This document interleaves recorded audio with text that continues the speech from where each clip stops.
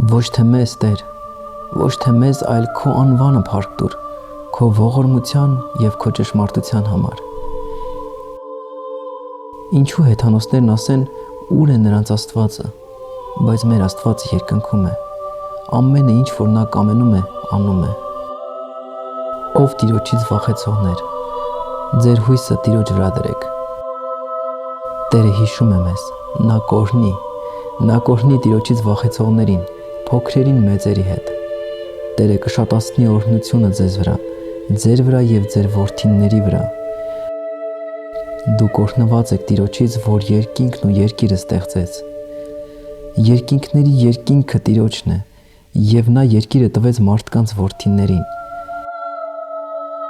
Ոչ թե մեռելները պիտի օրհնեն Տիրոջը, ոչ էլ գերեզմանի մեջ իջնողները, այլ մենք պիտի օրհնենք Տիրոջը այսուհետև մինչև հավիտյան։